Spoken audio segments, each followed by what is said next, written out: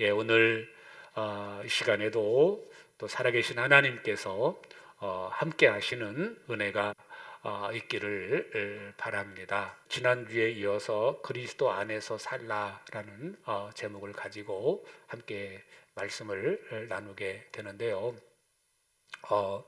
이거를 어떻게 설명을 하면 좋을까라고 이렇게 생각을 해봤는데, 우리 이제 구약 성경을 보시면 구약 성경은 뭐 창세기 10장 10장 뭐 11장까지는 이렇게 온 인류가 퍼져나가는, 또 이렇게 홍수 심판 후에 온 인류가 퍼져나가는 그런 과정을 그렸다면은 12장 이후에는 아브라함이라고 하는 한 사람을 택하고, 그리고 아브라함의 후손을 통해서 한 민족을 이루는 과정을 담고, 그리고 한 민족을 이룬 그 민족이 하나님께서 약속하신 그 땅에 머물면서 살아가는 내용들이 이 기록이 되어 있습니다. 그런데 그 내용들을 보면서 하나님께서 어떻게 그 이스라엘 백성과 하나님과의 관계를 결혼에 비유를 해서 설명을 하세요.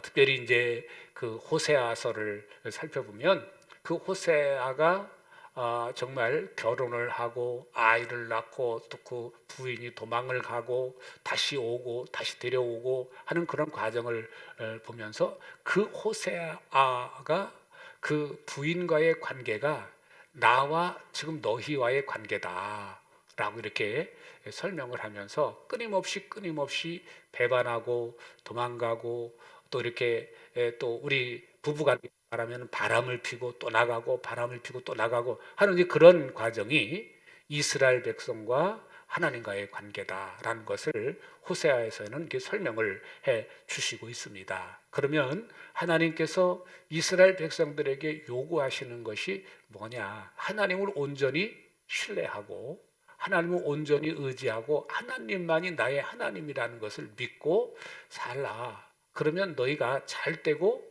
들어가도 복을 받고 나가도 복을 받고 다 잘 될 것이다 라고 이렇게 말씀을 해주시고 있는데, 지금은 우리가 살고 있는 시대는 신약의 시대지요. 그렇지만 그 삶의 모습은 구약 시대의 그 신앙생활을 잘했던 사람의 모습을 우리가 생각해 보면, 그것을 생각하며 우리가 신앙생활을 해나간다면 신앙생활을 어떻게 해야 잘하는 것인지를 우리가 확인할 수가 있습니다. 그래서 오늘 함께 읽은 이 본문의 말씀을 보시면 6절에 보면 이렇게 말씀을 하고 있습니다. 그러므로 여러분이 그리스도 예수를 주님으로 받아들였으니 그의 안에서 살아가십시오. 이제 받아들였다, 주님으로 받아들였다. 쉽게 말하면 결혼을 했다는 얘기예요. 주님을 신랑으로, 주님과 내가 결혼했으니, 여러분이 결혼했으니 이제는 주님 안에서 살아, 주님을 주인으로 모시고 사세요 라고 하는 그런 말씀입니다. 결혼을 했는데 부인이 자꾸 다른 남자 지나가면 곁눈질하고 그리고 뭐 자꾸 이렇게 그 다른 남자한테 작업을 걸고 뭐 그런다면은 그 결혼 생활이 순탄하겠습니까? 결코 순탄할 수가 없겠죠. 그래서 오늘 여기에 말씀에 결혼으로 비유하면, 예수님을 신랑이라고 이렇게 또 신약에서는 설명해 주고 있는데 어떻게 사야 되느냐? 주님을 주인으로, 주님을 머리로 삼고 살아라 라고 이렇게 말씀해 주시고 있습니다. 그러면서 7절에 보시면 이렇게 얘기하죠. 여러분은 그의 안에 뿌리를 받고 세우심을 입어서 가르침을 받은 대로 믿음을 굳게 하여 감사의 마음이 넘치게 하십시오. 이제 주님 안에 사는 삶을 설명을 해나가면서 뭐라고 말하면은, 여러분은 이미 주님 안에서 뿌리를 내렸다. 주님 안에서 뿌리를 내렸다. 그리고 이제 여러분은 이제 예수님의 터 위에서 세우심을 받았다. 세우심을 받았다. 그리고 여러분은 그분을 믿는 것이 무엇인지를 알고 있다. 믿는 것이 무엇인지를 이제 알고 있다.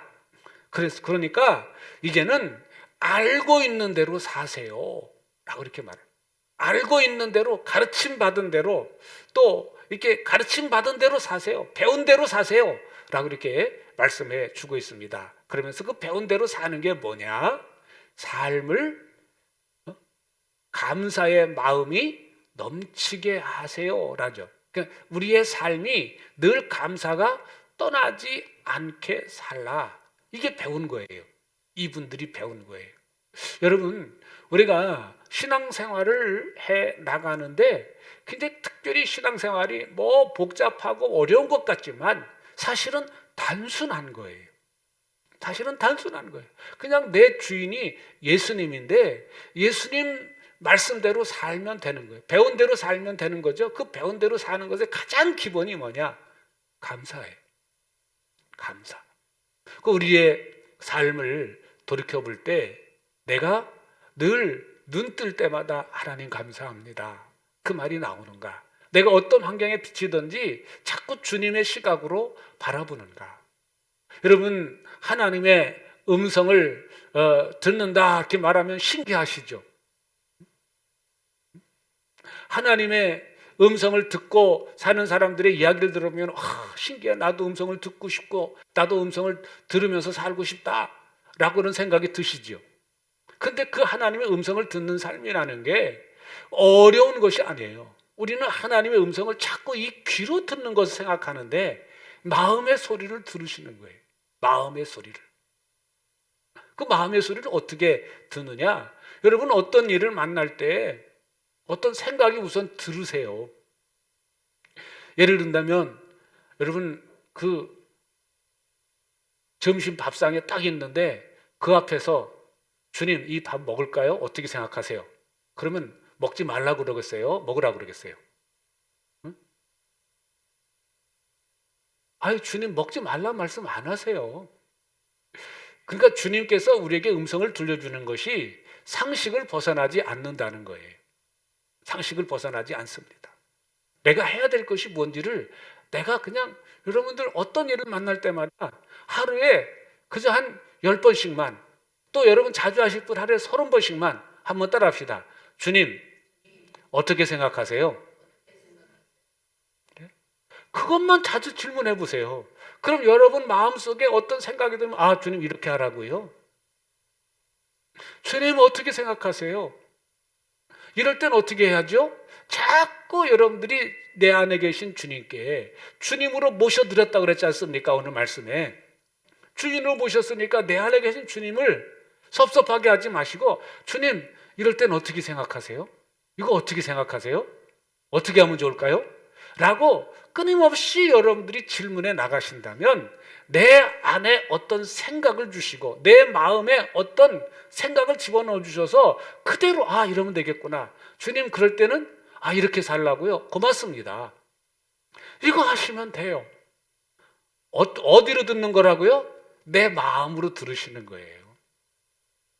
물론 사무엘상에 보시면 사무엘이 누워서 있는데 사무엘아 사무엘아 하는 소리 들렸다고 그랬죠. 근데 우리는 자꾸 그것만 생각을 하세요. 그 시대에는, 구약의 시대에는 성령님이 특별한 사람에게만 오셨죠. 그 당시에는 사무엘이 성령님이 임하시지 않았던 때예요. 그리고 이 성령님이 그 사무엘 가운데 임하시고 나서는 언제든지 하나님의 마음을 알고 그 하나님의 뜻대로 살았던 그런 모습을 우리가 살펴볼 수가 있습니다. 그래서 그런 상황 가운데서 사무엘이 처음 하나님의 음성을 들을 때 귀로 들었습니다. 그때는. 그러나 성경에 나오는 주의 음성을 듣는 그런 모든 모습 가운데 이 귀로 듣는 것은 여러분 모르겠습니다. 평생에 한 번 있을까 말까. 그렇지만 대부분은 내가 주님을 주인으로 모셔드렸으니 내 안에 계신 주님께 질문하면 내 마음에 생각을 주시든지 어떤 말씀이 떠오르게 하시든지 그렇게 해서 우리를 인도해 주시고 있다는 사실을 우리는 기억하시고 질문만 잘하시면 됩니다. 다시 한번 따라합시다. 어떻게 생각하세요, 주님? 그것만 부지런히 매일같이 질문하신다면 여러분들은 날마다 주님의 소리를 들으시면서 주님의 인도를 받으시면서 살 수 있는 줄로 믿습니다. 우리 8절 말씀 보겠습니다. 누가 철학이나 헛된 속임수로 여러분을 노획물로 삼을까 조심하십시오. 그런 것은 사람들의 전통과 세상의 유치한 원리를 따른 것이요 그리스도를 따른 것이 아닙니다 라고 이렇게 말합니다. 이 말을 다른 말로 좀 바꾸면 너희가 믿음으로 살려고 하다면 여러분들을 현혹하려고 하는 사람들이 많이 있다는 거예요. 그러니까 주의하라, 조심하라 라고 하는 그런 말씀입니다. 이제 오다가 세미나를 끝나고 오다가 이제 그 끝나고 가려고 하니까 또 이렇게 그 함께 카풀할 사람들이 생겼습니다. 그래서 이제 남양주에서 오다가 이제 내려주시는 목사님 한 분이 계신데 그분은 그 제가 몇 년 전에 얼굴만 알고 있었던 목사님인데 큰 교회를 하고 있었어요. 큰 교회 담임 목사로 계셨는데 근데 보니까 이 교회를 개척하셨대요. 그래서 왜 그랬어요? 어떻게 된 거예요? 라고 교회가 그때 어디 있지 않았습니까? 라고 질문하니까 교회에 신천지 사람들이 들어와가지고 교회가 상당히 아주 그 어려움을 겪었답니다. 그래서 그것 때문에 그 문제를 해결하느냐고 막 이것저것 해결하려고 애쓰다 보니까 갑자기 이제 이렇게 그 심장 쪽에 이상이 와가지고 쓰러져서 입원을 하게 됐대요. 그래서 몇 개월 입원하고 나서 내가 이제 여기서 더 있다가는 내가 죽겠다라고 생각해서 사회를 하고 있는데 이제 교회 성도 중에 한 분이 목사님 예배는 어떻게 드리실 거예요? 그래서 집에서 드리죠 라고 했대요. 그러면 나도 참석할게요. 그래서 이제 어디로 이제 좀 이렇게 몇 개월 가 있으려고 그랬다가 이제 교회 성도 중에 한 분이 오게 돼서 그분과 함께 예배를 코로나 기간에 이제 그렇게 돼서 예배를 드리다가 이제 교회를 개척을 하게 돼서 이제 그 비전을 분명히 잡고 선교라고 하는 이렇게 비전을 잡고 이렇게 이제 그 교회를 지금 하고 있는 중입니다라고 하는 얘기를 들었습니다. 여러분 교회가 크든지 작든지 이게 우리가 믿음으로 바로 세워지지 않으면 그런 이제 유혹의 소리들에 넘어갈 수밖에 없는 거예요. 그러니까 여기 안에도 율법을 지켜야 된다. 또 뭐 우리 몸뚱아리는 어차피 지저분한 것이니까 우리 마음만 깨끗하면 돼요. 근데 그게 몸과 영혼이 우리는 이 몸에 살고 있는 동안은 같은 일체가 돼야 되는 것이죠. 몸 따로 마음 따로입니까? 그건 아니죠. 그래서 이런 소리들이 막 얘기를 하게 되면 그럴듯한 거예요. 다 이론적이. 다 그럴듯한 겁니다. 그러니까 그런 소리에 자꾸 이렇게 쏠리게 되고 또 여러분들 이제 귀가 얇다라는 소리들이죠. 특별히 이제 나는 예수님밖에 없어라고 딱 그냥 맞고 예수님만 바라보고 사는 사람들은 문제가 없겠지만 그랬어? 그래요? 라고 듣고 보니까 일리가 있네. 일리가 있죠. 다 일리 없으면 그런 소리 하겠습니까? 자, 그러다 보면은 넘어가야 되고. 근데 오늘 말씀에서 분명히 말씀해 주고 있는 것은 뭐라고 말합니까? 그 사람들은 그리스도를 따른 것이 아닙니다. 확실히 말하고 있죠. 그 사람들은 그리스도를 따른 거예요. 그래서 우리는 그분 따른 것이 아니다. 그래서 이제 9절에 보시면 그리스도 안에서는 하나님의 모든 신성이 몸에 되어서 충만하게 머물러 있습니다. 라고 이렇게 말씀해 주고 있어요. 이 말은 우리는 분명히 이제 체험을 한 사람이기 때문에 이제 분명하게 우리 그분을 볼 수도 있고 그분의 말씀을 들을 수 있다는 거죠. 그걸 들을 수 있다는 거죠. 그래서 여러분 다 잊어버리시더라도 이거 한 가지만 여러분들이 붙잡고 있으신다면 여러분들 하루하루 살 때 늘 감사를 잃지 않고 사실 것입니다. 주님, 이럴 때는 어떻게 하죠? 한번 따라합시다. 주님, 어떻게 생각하세요? 이것만 자꾸 끊임없이 질문하시면 내 안에 계신 주님의 영이 나에게 생각나게 하시고 가르쳐 주시고 들은 말씀이 또 떠올르게 해주시고 하는 그런 역사가 나타날 줄로 믿습니다. 이 골로새 이 교회 안에 이런 문제들이 생기게 됐을 때 이 문제를 해결할 수 있는 가장 분명한 방법은 주님 안에서 사는 것이다. 네, 오늘 말씀에 나온 것은 이미 여러분들은 경험을 했다. 은혜도 체험했고 주님도 인격적으로 만났고 다 체험했기 때문에 여러분 다 들을 수 있고 여러분은 깨달을 수 있고 알 수 있다. 어떻게 이거 아무한테 목사님한테 가서 물어봐야 되는 거 아니야? 물론 물어보셔야 될 것도 있겠지만 내 스스로 내 안에 계신 주님과 계속 이야기를 하시다 보면 그냥 질문만 하시면 여러분들이 주님의 소리를 들을 수 있고 인도 받으실 수 있는 줄로 믿습니다. 11절에 보시면 이렇게 나옵니다. 여러분도 그분 안에서 손으로 행하지 않은 할례 곧 육신의 몸을 벗어버리는 그리스도의 할례를 받았습니다. 이 말은 쉽게 얘기하면 여러분 예수님 만났습니다. 예수님 경험했습니다. 여러분 체험했지 않습니까? 여러분 기도할 때 성령님이 임하시는 그런 경험을 하시지 않았습니까? 여러분 인격적으로 예수님 모셔드릴 때 여러분 안에서 계속 여러분의 마음 가운데 감동을 주시고 깨우쳐 주시고 하는 그런 체험을 하지 않았습니까? 그럼 그 주님을 내가 그때는 주님의 소리를 듣고 주님이 이렇게 말씀하세요. 이런 마음 주세요. 그 순종도 해보시지 않았습니까? 그래서 오늘 우리가 하나님의 말씀을 많이 아는 것도 중요하지만 실천하는 것은 더 중요해요. 그래서 자꾸 뭔가 새로운 말씀 들어야 되겠다. 이건 들어보지 못한 얘기다. 그러니까 신선하다. 여러분 하나님의 말씀 신선한 거 아니에요.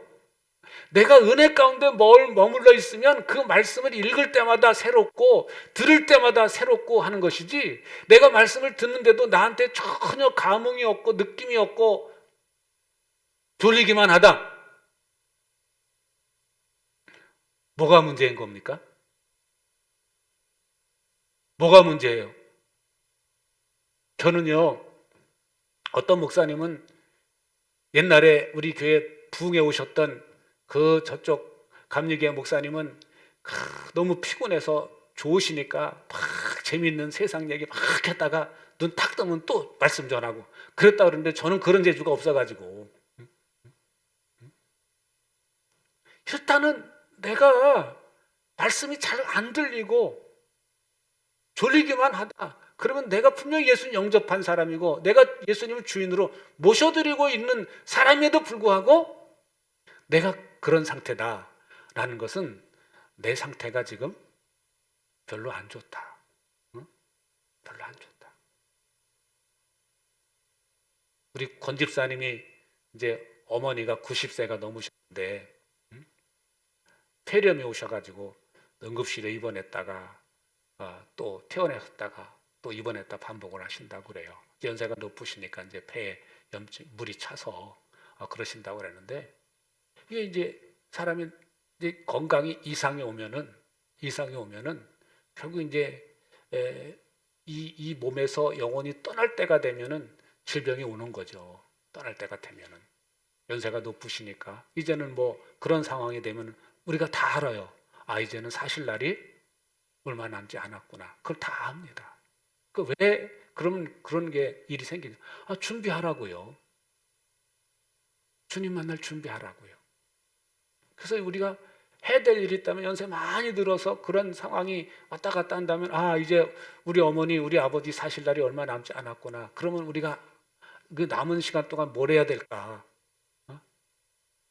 그 연세 드신 분한테는 우리가 해야 될 일 한 가지밖에 없어요.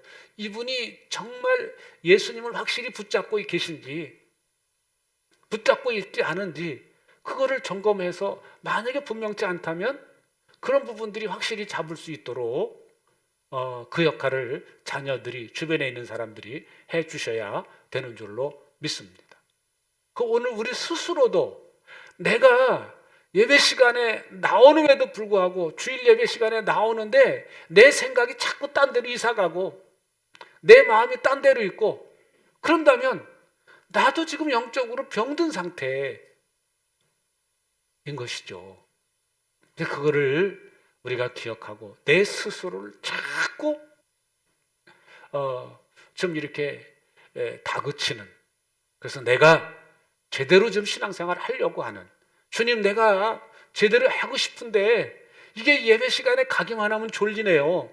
어떻게 하면 좋겠어요? 응? 주님께 자꾸 질문하세요. 그것도 질문할 수 있는 거 아닙니까?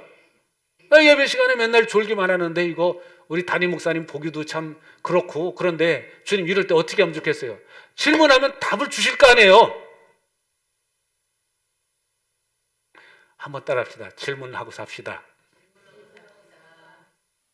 질문하고 사신다면 우리 삶 속에서 그런 주님과 함께하는 그러한 것이 무엇인지를 경험하게 되고 체험하게 되는 그런 역사가 나타날 줄로 믿습니다. 12절로 우리 14절까지는 가장 그 복음에 대한 이야기를 다시 반복해 주고 있어요. 우리는 죄인이었다. 죄인이었다. 스스로를 내 문제를 해결할 수 없는 죄인이었다. 그런데 내 문제를 아무도 해결해 주지 않는데 그 문제를 해결해 주려고 예수님이 오셨고, 예수님께서 내 문제를 십자가를 통해서 해결해 주셨다. 그래서 이제는 예수님이 대신 내 죄를 가져가 주셔서 우리는 이제는 그 주님만 의지하면서 살면 된다. 이 이야기를 반복해요. 여러분, 중요한 것은 반복입니다. 여러분, 자는 게 굉장히 중요하시죠? 주무시는 게. 그래서 밤에 잠을 자야 되는데 잠이 안 오면 그거를 병이라고 그래요. 그죠? 밥을 잘 먹어야 건강한 거죠? 근데 밥도 매일같이 반복해서 먹어야 돼요. 잠도 반복해서 자야 되고 매일같이 습관적으로 자야 되고요. 밥 먹는 것도 정규적 규칙적으로 잡수셔야 돼요. 중요한 것은 반복입니다. 여러분, 예수 그리스도 외에는 구원의 길이 없다. 다른 길이 없다. 그래서 예수님의 이름으로 우리가 말하고 예수님의 이름으로 행하고 예수님의 이름으로 기도할 때 내 삶 속에서 알 수 없는 힘이 생기고 알 수 없는 지혜가 생기고 알 수 없는 역사가 나타나서 귀신도 떠나가기도 하고 내 삶이 정말 감사가 넘치기도 하고 하는 그런 역사들이 나타나게 되는 것입니다. 뭐가 확실할 때요? 기초가 분명할 때 그런 역사가 나타나는 줄로 믿습니다. 건축을 할 때 이 시멘트를 이렇게 공그리를 치는데 그 바닥 기초가 얼만큼 튼튼하게 했냐, 얼만큼 튼튼하게 했냐에 따라서 건물이 지진이 와도 끄떡없이 있는 건물이 있고 그렇지 않은 건물이 있습니다. 한 10여 년 전에 IT 지진 사건 들으셨죠? 작은 나라 IT. 그 IT에 가본 분의 이야기를 들어보니까 그냥 건물이 다 시멘트로 졌는데 다 무너졌어요. 근데 거기에 있는 미국 대사관은 그렇게 엄청난 지진이 왔는데도 하나도 유리창 하나도 깨지지 않았답니다. 왜 그래요? 그 대사관 건물을 질 때 기초를 튼튼히 했기 때문에 그렇게 큰 지진이 왔는데도 불구하고 유리창 하나 깨지지 않는 역사가 나타났습니다. 여러분, 우리의 믿음의 기초가 분명하지 않으면 환란이 올 때, 지진이 올 때 무너질 수밖에 없습니다. 여러분, 우리 경험했지 않습니까? 3년 동안 코로나가 오니까 아예 방학하신 분들이 여러분 계시지 않습니까? 왜 그래요? 적어도 직분이 어떻든지 간에 그 믿음의 상태, 그 기초가 부실하다는 것을 우리는 갈 수밖에 없습니다.